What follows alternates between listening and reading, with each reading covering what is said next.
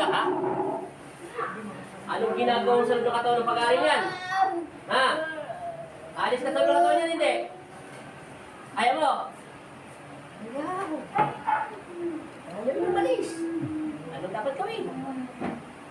Sorry. Maniwala ka sa akin. Anong ginagawa mo sa loob ng katawan ng tao niyan? Ha? Ayaw mo talaga, ha? Ayaw mo lumayas dyan. Tanggalin mo lahat yan. Gamitin mo yung kamay mo. Kalasin mo lahat yan. Kalasin mo. Lahat. Tanggalin mo. Dalawang kamay. Paspasin mo yan. Amen. Kakalasin mo lahat yan. Kalas. Okay. Kalas. Kalas. Sige. Sige. Kalasin mo. Sige. Kalasin mo din. Kalasin mo lahat yan. Sige. Papasok ka pa sa katawan yan. Tinatanong kita kung papasok pa sa katawan. Itaas magnetiko. Kuryente. Ano? Ano? Papasok ka pa sa katawan yan. Hindi na. May gusto ka ba sa kanya? Wala. May gusto ka ba sa kanya? Wala. Ayaw. Dagdagan ang kuryente magnetiko. 100 tayo sa ulo. Lagyan mo binabanan sa buong katawan. Ano? Aalis ka sa katawan niya, hindi? O, tanggalin mo lahat mo yan. Tanggalin mo. Hindi siya tao. Doon siya nakatira sa paligid. Oy, anong klaseng elemento ka? Ano ka ba? Maligno? Tiyanak? Kapre? Ano tawag sa'yo? Ha? Tanggalin mo hindi. Ubusin mo. Ubusin mo. Lahat. Pag ginilat mo yung mga mata niyo, bubulagin din kita. Matapang ito. Mamamatay na lang, hayop patang namin. Wala ka magawa, masamang elemento na eh. Ubusin mo lahat yan. Lahat! Talaga ayaw mo reserve ng katawan niya. Pag hindi mo pinikit yung mga mata niyo, bubulagin din kita. Hoy. Ubusin mo lahat yan. Lahat! Umupo ka.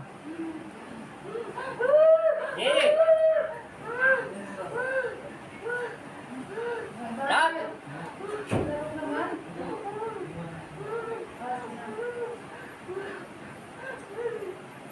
Bus! May gusto sa kanya. Hindi ko magsasalita ng pangit nito. Pangit ito eh. Itaas lahat ng video ko.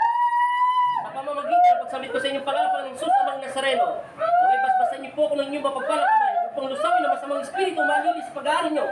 Sa pangalan ni Kristo.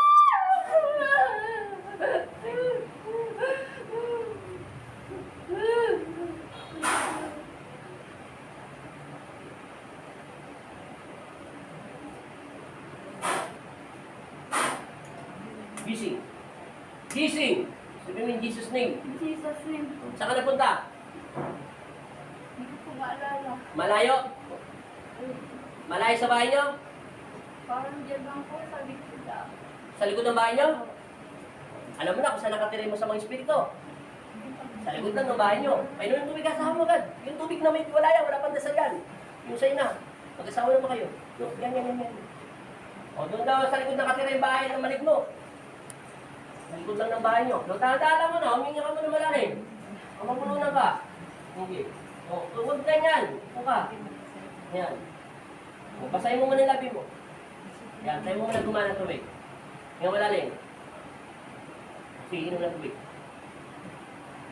Sa likod lang ng bahay niyo nakatira yung maligno. Ikaw, kaya ka na ano eh, di na-20 kanina, ayaw mo namin na maligno rin.